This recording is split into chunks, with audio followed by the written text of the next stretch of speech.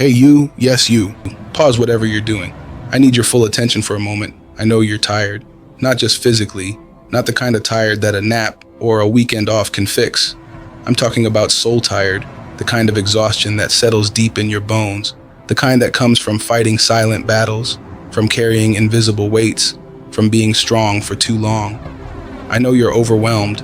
It feels like the entire world is pressing down on you, and you're barely holding it together. Maybe no one sees it. Maybe everyone around you thinks you're fine. Maybe you've mastered the art of smiling through the storm, but inside, it's chaos. Inside, it feels like you're drowning in responsibilities, fears, regrets, doubts.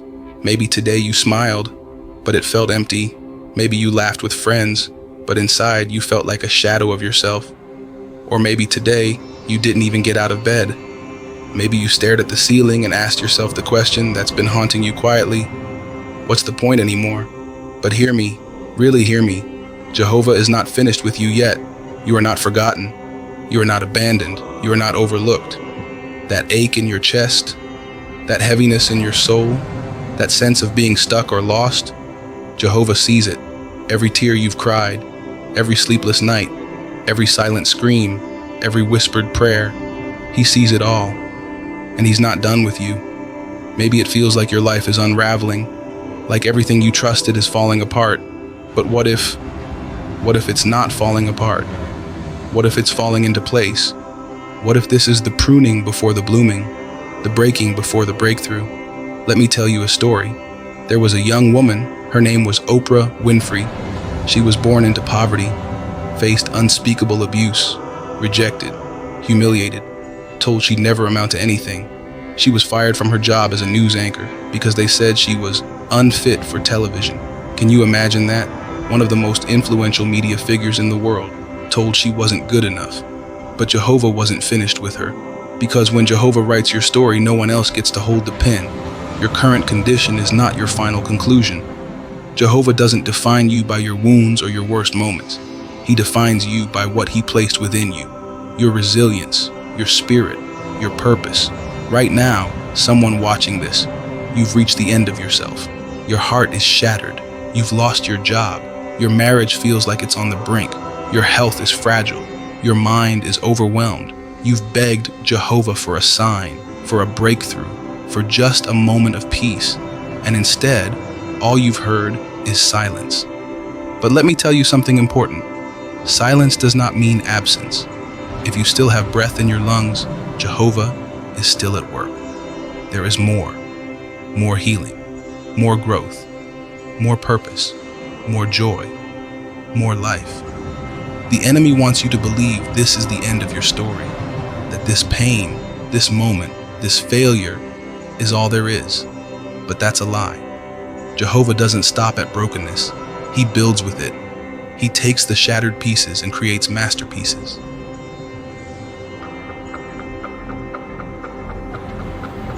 Look at Nelson Mandela. He was imprisoned for 27 years.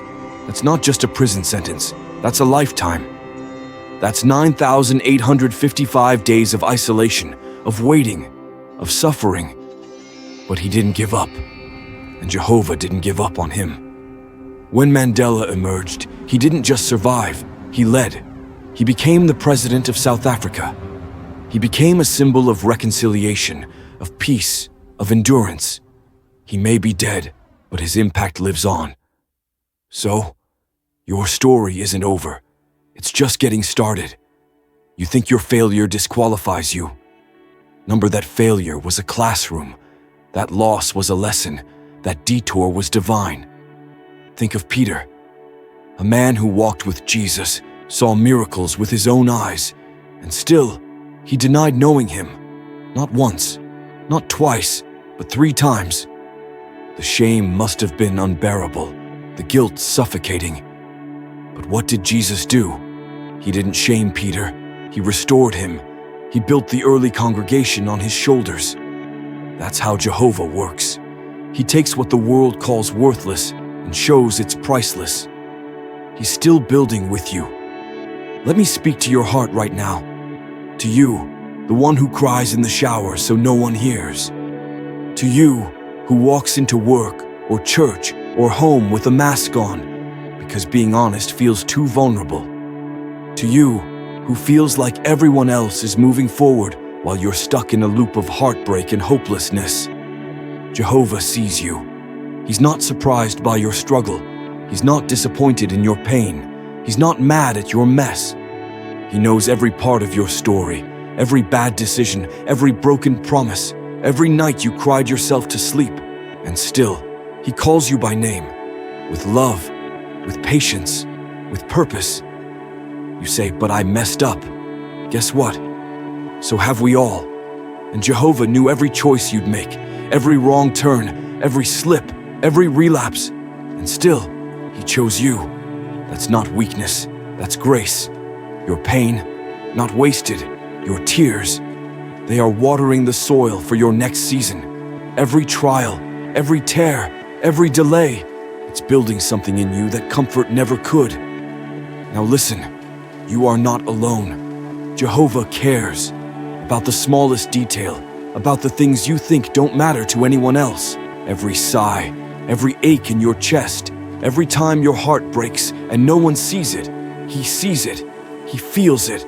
Sometimes it feels like He's silent, like He's distant. But I want you to think about something.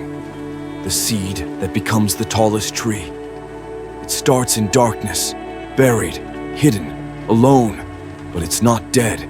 It's becoming. You are becoming. That hidden season, that quiet suffering, that time when no one applauded, when no one saw you. That's where roots grow. That's where character is built. That's where faith becomes real. Your silent season is not a death sentence. It's preparation. Think about David, anointed to be king while still a shepherd boy. You'd think after being chosen, his life would get easier, right? But it got harder. He was hunted, betrayed, forced into caves. And still, Jehovah was shaping him, refining him, preparing him. Jehovah is doing the same with you. Now let's talk about how you move forward, because faith without action is just theory.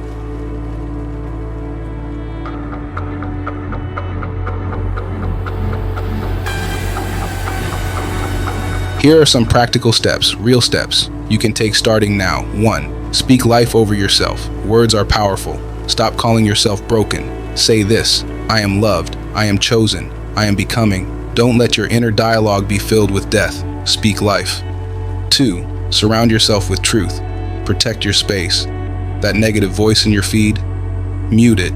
Unfollow it. Replace it with scripture, with worship, with words that lift and heal. Start your day with the word, not the world. 3. Pray honestly. You don't need fancy words. Jehovah isn't moved by performance, He's moved by honesty. Cry if you need to. Be raw.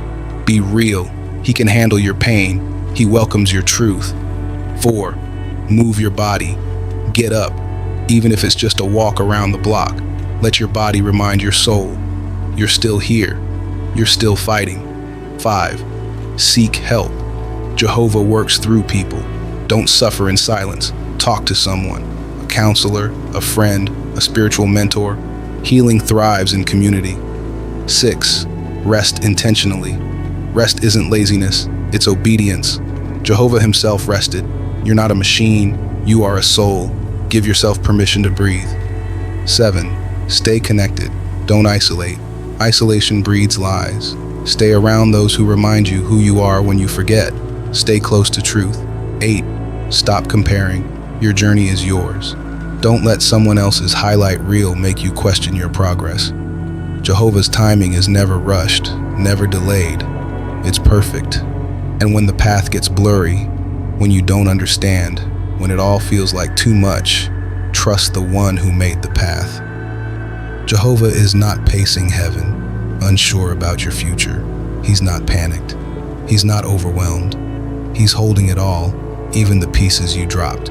He's the same God who led the Israelites through the wilderness. He provided manna when they were hungry, water when they were thirsty, direction when they were lost, a cloud by day, fire by night. He never left them, and He will never leave you. So when the pain screams louder than hope, when the future feels uncertain, when fear grips your chest, Pause. And remember this: diamonds are formed under pressure. Pearls are formed through irritation. Gold is refined by fire.